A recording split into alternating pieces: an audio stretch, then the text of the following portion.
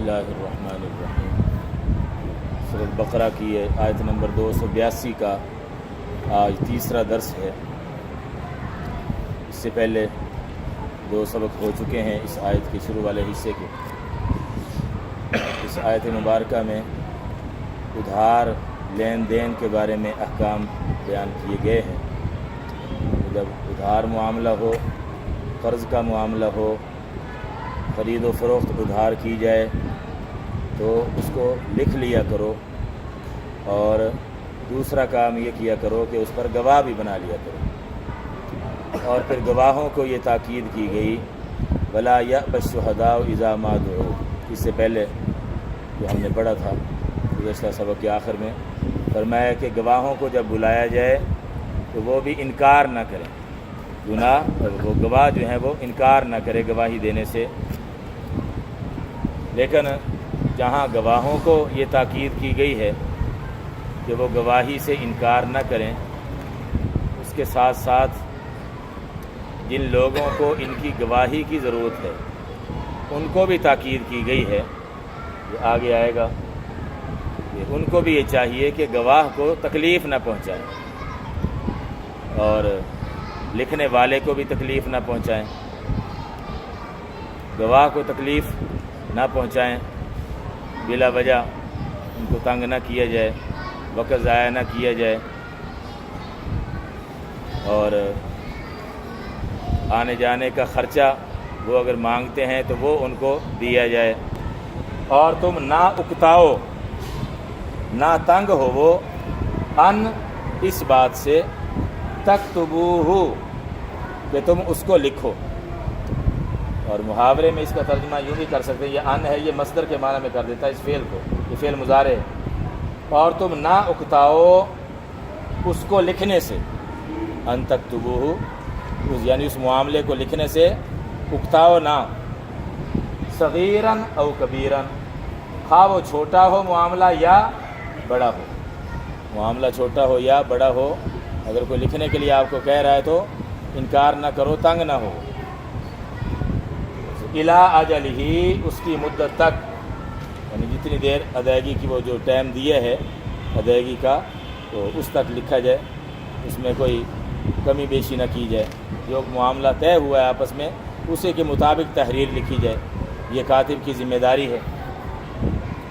آگے اس کا فائدہ بیان کیا جا رہا ہے، فرمایا ذالکم اقسط عند اللہ، ذالکم یہ سے مراد یہ تحریر اور یہ گواہی، یہ تحریر گواہی جس کا شریعت نے تمہیں حکم دیا ہے، ادھار معاملے کے وقت یہ دونوں کام کر لیا کرو، یہ بہتر ہے تمہارے لیے۔ کیوں؟ ذالکم اقسط، یہ زیادہ انصاف والی چیز ہے، اقسط زیادہ انصاف والی، عند اللہ اللہ کے نزدیک، واقوم للشہادۃ، اور زیادہ درست کرنے والی ہے گواہی کو۔ تحریر خاص طور پر تحریر کے بارے میں کہا جا رہا ہے، اگر تحریر نہیں ہوگی تو ہو سکتا ہے گواہ بھی گواہی دینے میں کوئی گڑبڑ کر لیں۔ تحریر بھی ہے اور پھر گواہی، جب گواہی دیں گے تو چونکہ لکھا ہوا ایک معاملہ ہے تو گواہ بھی گواہی صحیح دیں گے اس پر، اس کے بارے میں کہا جا رہا ہے، اور زیادہ درست کرنے والی ہے گواہی کو۔ وَأَدْنَا اللہ ترتابو، اور اس بات کے زیادہ قریب ہے، ادنا، ایک تو ادنا کا لفظ استعمال ہوتا ہے نا گھٹیا کے معنی میں، گھٹیا، ادنا چیز، گھٹیا چیز، اور یہ ادنا کا لفظ زیادہ قریب کے معنی میں بھی استعمال ہوتا ہے۔ دنا یدنو دنو، یہ عربی زبان میں اس کا معنی ہوتا ہے قریب ہونا، اسی سے یہ دنیا کا لفظ بنا ہے، دنیا کا لفظی ترجمہ بنتا ہے سب سے زیادہ قریب۔ چونکہ یہ قیامت کی بنسبت، آخرت کی بنسبت یہ دنیا جو ہے وہ ہمارے زیادہ قریب ہے، اس لیے یہ نام اس کا رکھا گیا، دنیا کا معنی زیادہ قریب، تو اسی سے ادنا یہ لفظ بنا ہے، اس میں تفضیل اس کو کہتے ہیں، ادنا کا معنی زیادہ قریب ہے، کس کے؟ اللہ ترتابو، یہ اصل تھا ان لا، ان تھا شروع میں، جیسے یہ ان ہے نا اس طرح سے، لیکن پھر ادغام ہو گیا، دونوں کو ملا کر یوں لکھا گیا تو ان لا ترتابو، اور یہ زیادہ قریب ہے اس بات کے کہ تم شک نہ کرو، یعنی جب تحریر ہوگی تو پھر اس میں شک شبہ کی گنجائش نہیں رہے گی، پکا معاملہ ہو جائے گا۔ اچھا، اب یہ تحریر لکھنے کی ترغیب دی گئی ہے اور گواہ بنانے کی بھی ترغیب دی گئی ہے ادھار معاملے میں۔ آگے یہ فرمایا جا رہا ہے کہ اگر معاملہ ادھار نہ ہو، نقد ہو سودا، تو پھر اس میں تحریر لکھنے کی کوئی خاص ضرورت نہیں ہے، اس میں اگر تحریر نہ بھی لکھو تو کوئی حرج کی بات نہیں ہے۔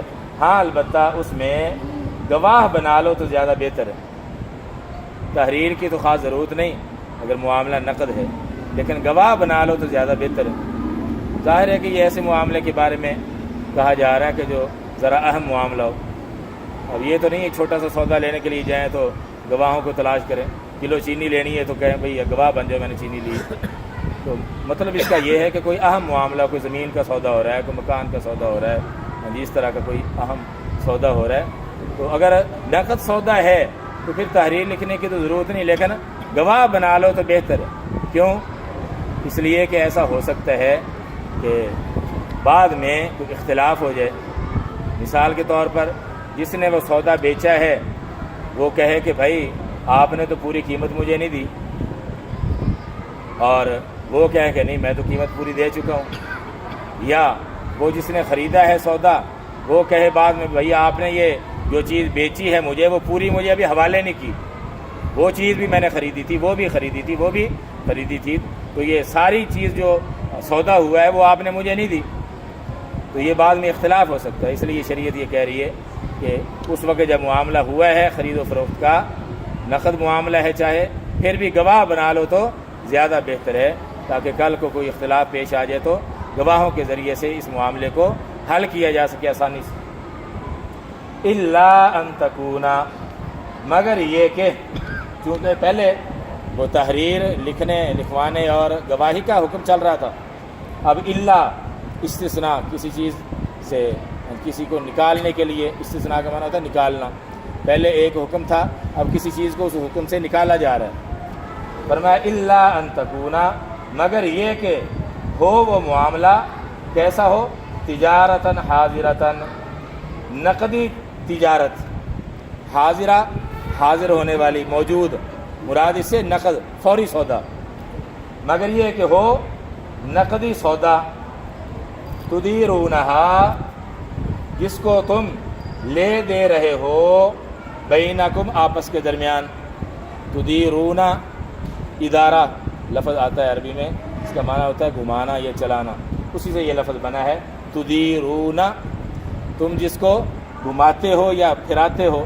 مطلب یہ ہے کہ لیتے دیتے ہو، یہ مراد ہے یہاں، مگر یہ کہ ہو وہ نقد سودا جس کو تم لیتے دیتے ہو آپس کے درمیان، تو نہیں ہے تم پر، لیسا کا معنی نہیں ہے، علیکم تم پر، جناح کوئی گناہ یا کوئی حرج، کس بات میں، اللہ تکتبوہا، کہ تم اس کو نہ لکھو، یعنی نہ لکھنے میں، یہ نقد سودے کے نہ لکھنے میں کوئی گناہ کوئی حرج نہیں ہے، مطلب یہ ہے کہ کوئی تاکید زیادہ نہیں ہے، نہ بھی لکھو تو کوئی ایسی نقصان کی بات نہیں، تو نہیں ہے تم پر کوئی حرج یا کوئی گناہ اس بات میں کہ تم اس کو نہ لکھو، اور اس کا ترجمہ یوں بھی کر سکتے ہیں، تم پر کوئی گناہ نہیں ہے اس کے نہ لکھنے میں، اللہ تکتبوہا، اس سودے کے نہ لکھنے میں کوئی گناہ نہیں۔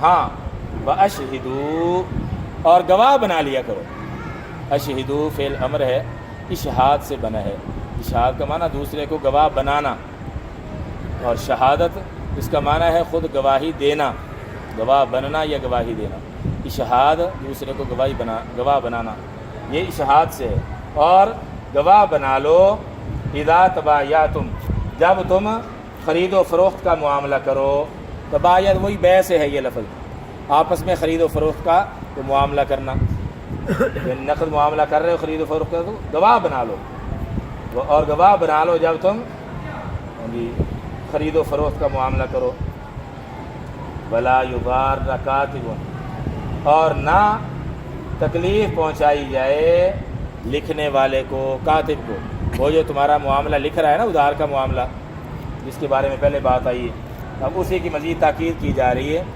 کہ جس سے آپ نے لکھوانا ہے کاتب، تو اس کو ایسے بے جا اور بلا وجہ اس کو نقصان نہ پہنچاؤ، تنگ نہ کرو اس کو.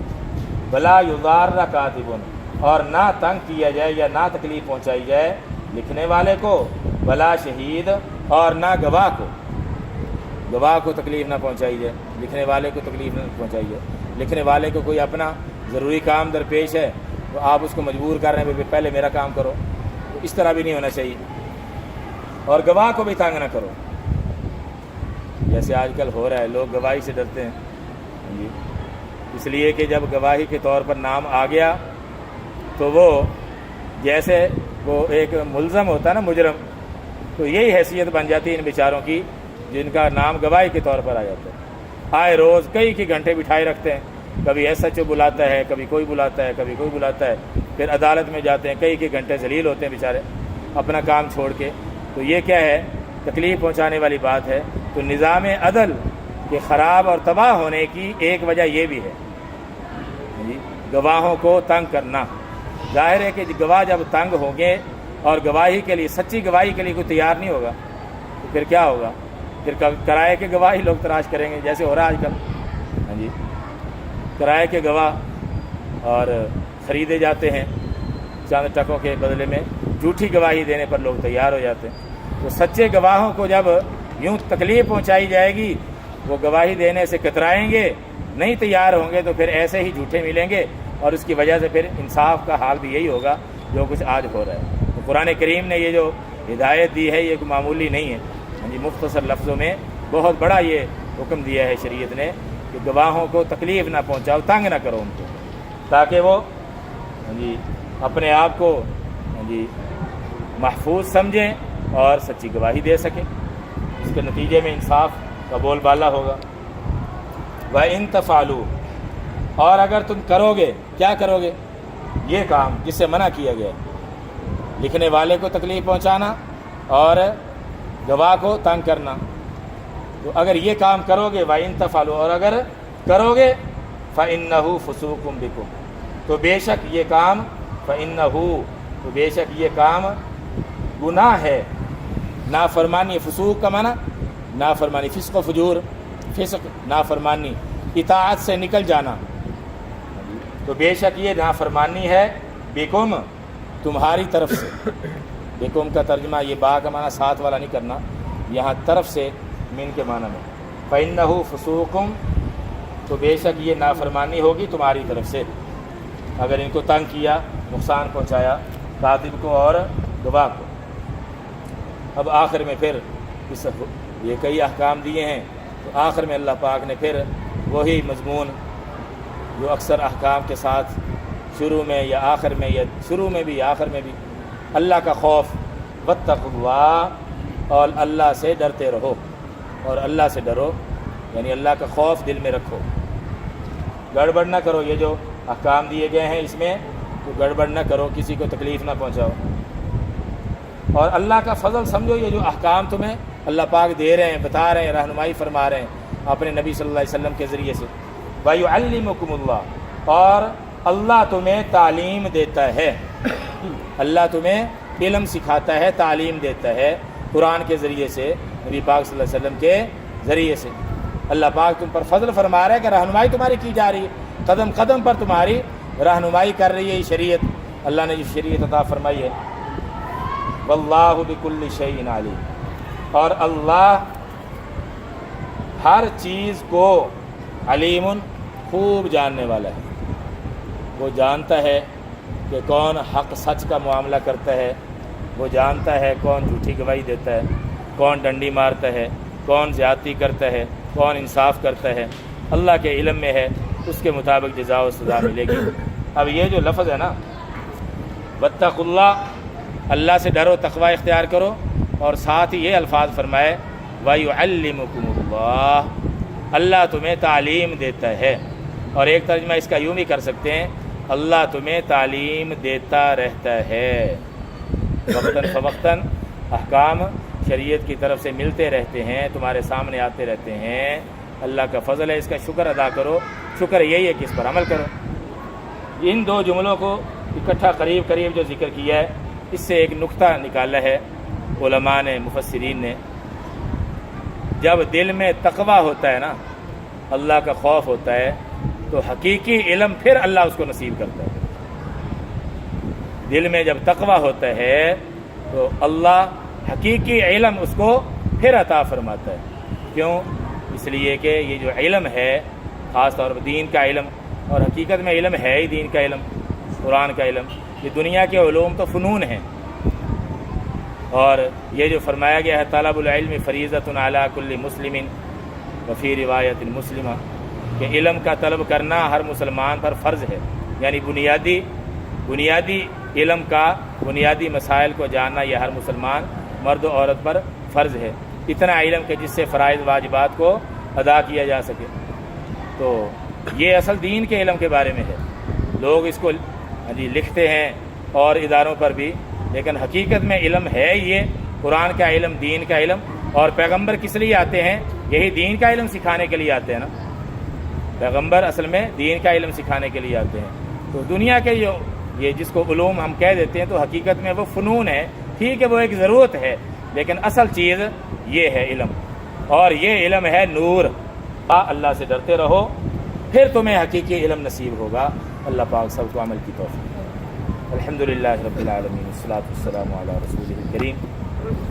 ربنا آتنا فی الدنیا حسنۃ وفی الآخرۃ حسنۃ وقنا عذاب النار۔ ربنا تقبل منا انک انت السمیع العلیم وتب علینا انک انت التواب الرحیم۔ صلی اللہ تعالی علی خیر خلقہ محمد وآلہ واصحابہ اجمعین، آمین برحمتک یا ارحم۔